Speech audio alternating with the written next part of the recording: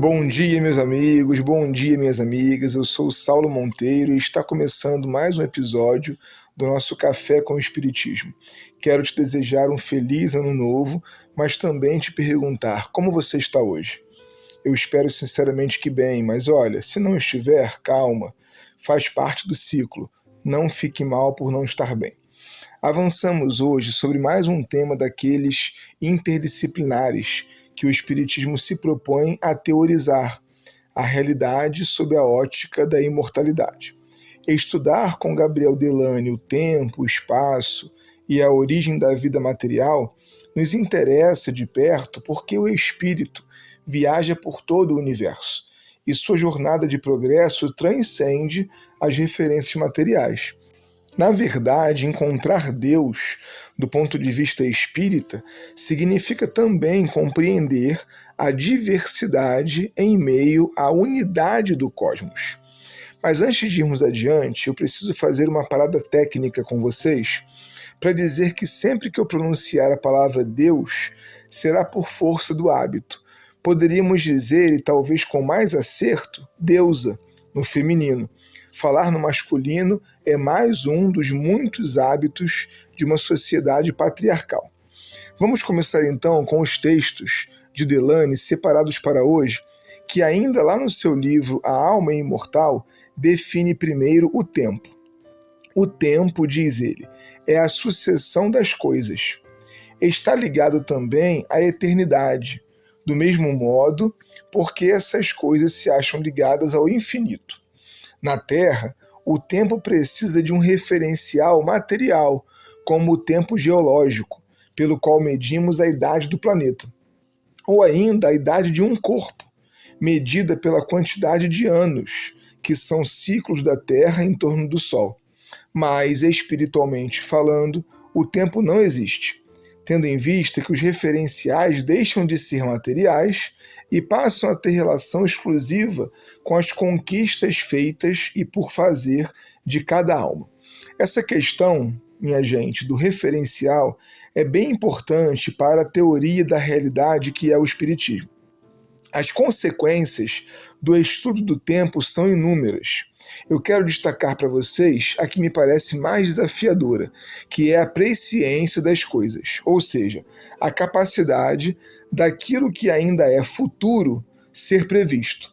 Isso parece, num primeiro momento, ferir o livre-arbítrio, mas é mais uma vez uma questão de referencial.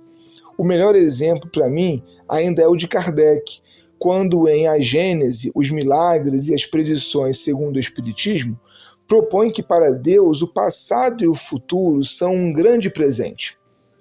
A ilustração que ele usa é a de um homem que, quando viaja por uma planície, entende que os obstáculos que passaram são o passado e aqueles que ainda virão são o futuro. Ora, aquilo que é desconhecido, que ainda não foi visto, não pode ser passado nem presente, é o futuro. No entanto, quando esse mesmo homem sobe a montanha mais alta daquela paisagem, os obstáculos que se foram e os que virão são agora uma só reta. São vistos num mesmo relance.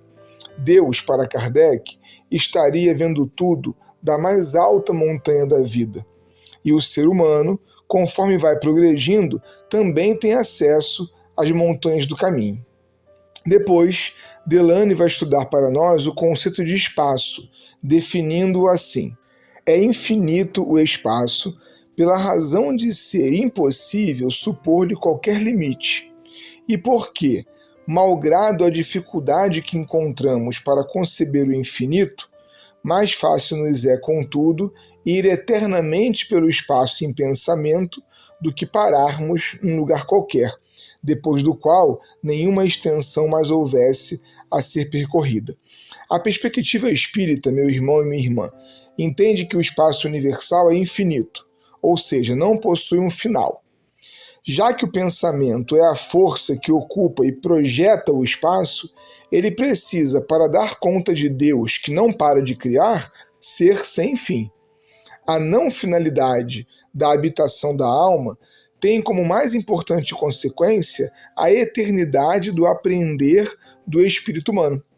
Se houvesse um final para nosso progresso, seríamos perfeitos e, por isso, nos igualaríamos a Deus. Como Criador e criaturas são distintos, nosso aprendizado, crescimento e habitação são sem fim. Por fim, no capítulo em estudo hoje, Delane nos fala da unidade da matéria, da ideia de matéria primitiva. Vamos ouvi-lo. À primeira vista, nada parece tão profundamente variado, tão essencialmente distinto, quanto as diversas substâncias que compõem o mundo. Entre os objetos que a arte ou a natureza diariamente nos fazem passar sob as vistas, não há dois que acusem perfeita identidade, ou sequer simples paridade de composição. Que dessemelhanças do ponto de vista da solidez, da compressibilidade, do peso e das propriedades múltiplas dos corpos entre os gases atmosféricos e o ouro, entre a molécula aquosa da nuvem e a do mineral que forma a carcaça. Que diversidade entre o tecido químico das variadas plantas que adornam o reino vegetal e dos representantes não menos numerosos da animalidade da terra.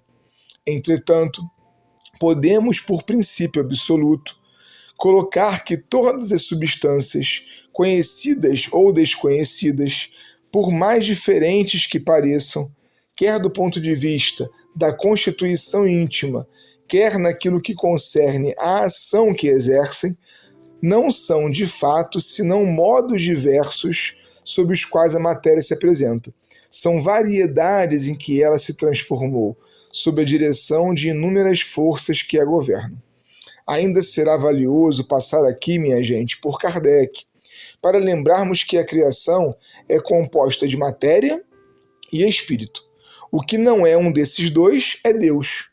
Então, para fins didáticos, tudo que não é você e eu, que somos almas humanas, é matéria, tudinho mesmo.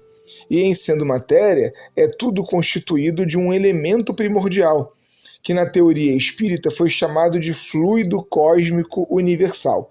Seria uma espécie de partícula original da matéria.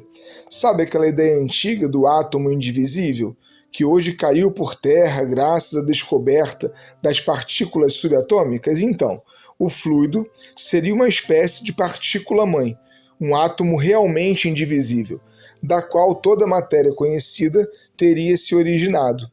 Mas essa é uma tese espírita, que, como todas as outras, precisa passar pelo crivo científico para sabermos se está correta. Um forte abraço e até o próximo Café com Espiritismo.